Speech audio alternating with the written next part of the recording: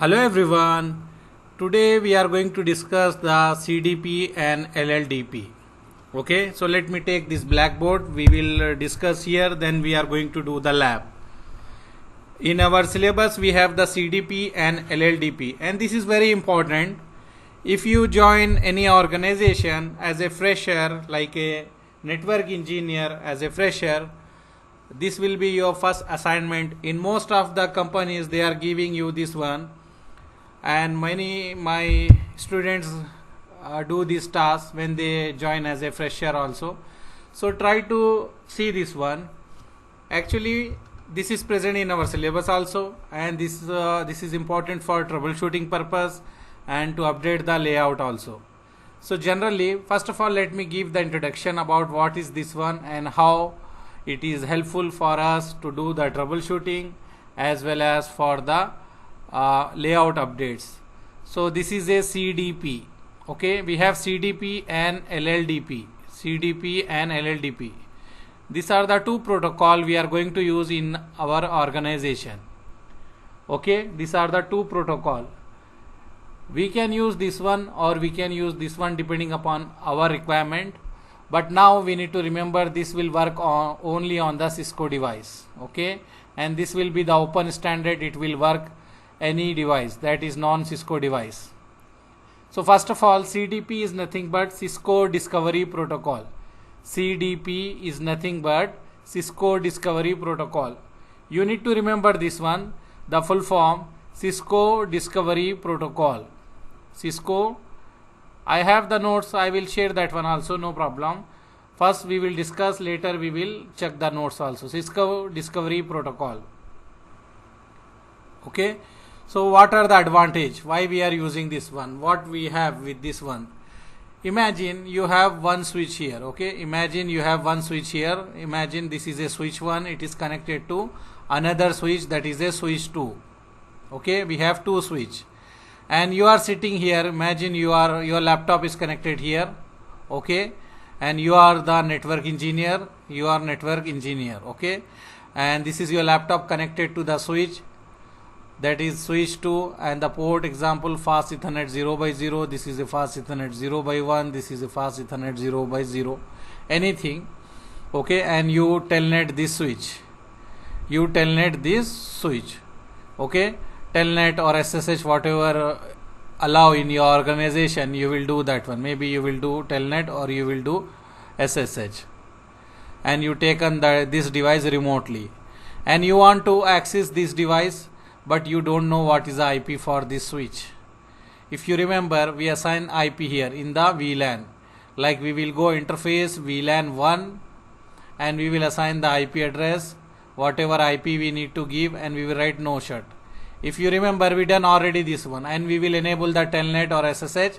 So by sitting here we can access this device also, but you don't know this IP address.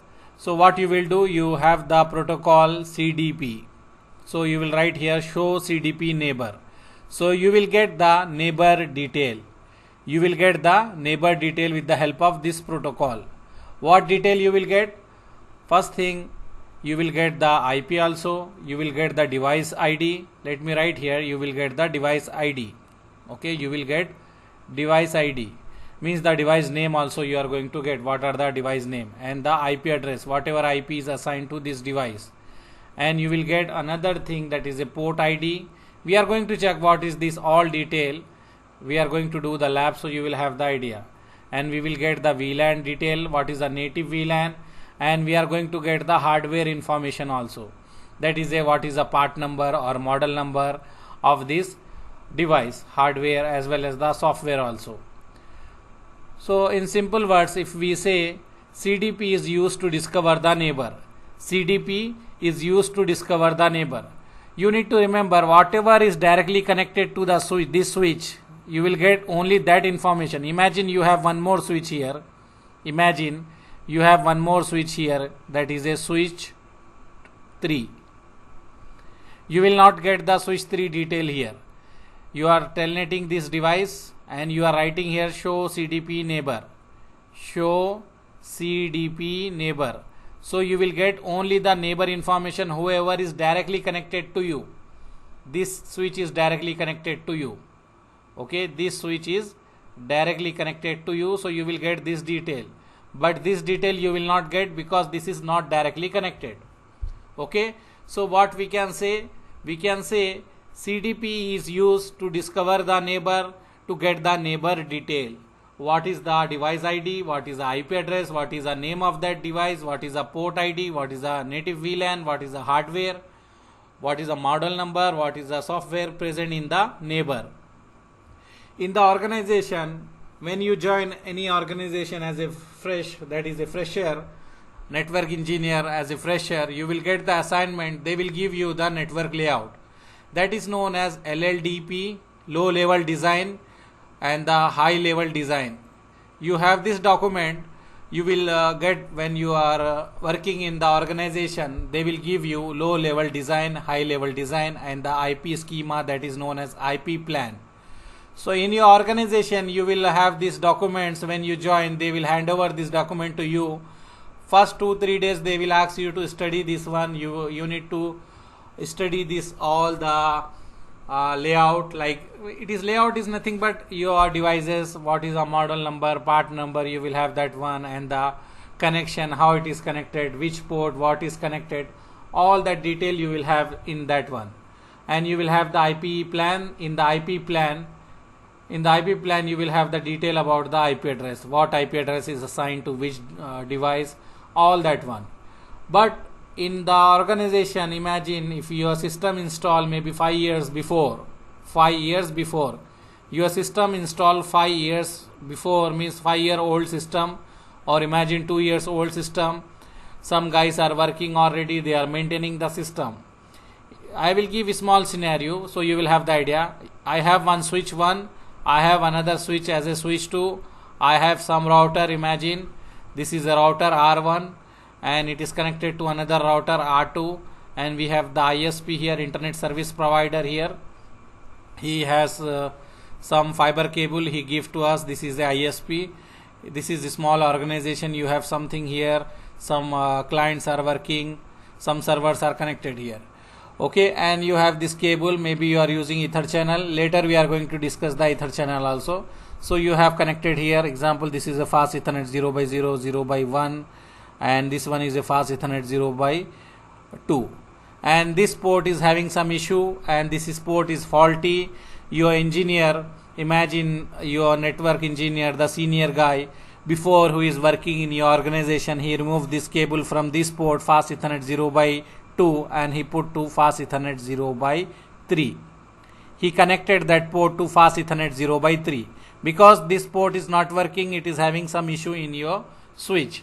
So after troubleshooting, he noticed this switch is, that is a port F0x3 is faulty. So he removed and he put your router cable to this one. And there is a lot of pressure that time because of network down and they have some issues. So they done this one, but he forget to update this layout. That is a low level design, high level design. He forget to update the network documents. Okay, he forget to update the network documents. So here we have one error. This is a small organization, we have one types of issue, but in the big organization you will have maybe imagine 100 switches or maybe 30 routers or more than that one. So you have some servers, maybe you have 10 servers or 20 servers. You have so many things. And many the issue you will face in the network, in the production network, in the enterprise network. You will have so many things. You have firewall. Okay, you have firewall. You have the DHCP server, DNS server. You have the like NTP server. You have so many things. So what you will have? You have so many things. You have so many issues. All the guys are working. They are changing, they are updating, they are sending the email. Sometimes they forget to update in the network documents. So our documents is not up to date. This is good documents, but this one is not up to date because we change one port here. We did not update in our drawings. We did not update in our layouts. Something happened here also. Imagine we connected to another, here also something. Maybe somewhere here, if you have bigger network, you have so many things, but we forget to update this one. So this layout is not up to date. So whenever you join the any enterprise network or any network as a fresher, as a network engineer, as a fresher, they will give you this layout, they will give you these documents, they will ask you to revise this one, and after that one they will ask you, can you update this layout? You have the access to all this device, update this layout. So your task will be, you need to use this layout and update the drawings. How you will update? You will not remove the cable and you will not put the cable. If you remove any cable from any switch, network will go down. So it is not allowed to check, remove the cable and check this cable is connected to this server. We cannot do. Like example, you have this server. Imagine this is a NTP server. Okay, NTP server is giving the time to our network. NTP server is giving the time to our network. Okay, so if you unplug this one, you will have issue in the system. So we will not plug any server. We will not unplug any server. Whatever is connected, we need to see that one and update the layouts. The new guy who don't know anything about the CDP, LLDP, what they will do, they will check the cables, which cable is going to where it is connected, and they will update in the layout. But this will be difficult. You don't know which cable is from the cellar, you will have from the underground. Sometime you have the cellar, from the cellar it is running some cables and coming here. It will be very difficult to monitor the cable. So to overcome these types of issue, we will use the CDP and LLDP. This is a protocol, that is a Cisco discovery protocol, this one, and this is a link level discovery. We are going to discuss this later, but now we will focus on this one, Cisco discovery protocol. So this is a layer 2 discovery protocol, and this will work only in the Cisco device. This will work only in the Cisco device, and with the help of this or this protocol, we are going to get the information, all the information about the device. That is what software is working. That is neighbor device, whoever connected to our neighbor. Example, you are accessing this device, whoever is connected to this device, that device information you are going to get that one. What information? Device ID, IP address, port ID, VLAN, hardware, software, all the information we are going to get. And you need to remember, by default it is enabled. By default it is enabled in all the Cisco devices. So no need to enable in this device. Automatically it is working. Automatically, if you take new switch and connect it, automatically that one is working in the switch. Okay, automatically that is working in the switch. So this one we have the idea. So now let me write some more information.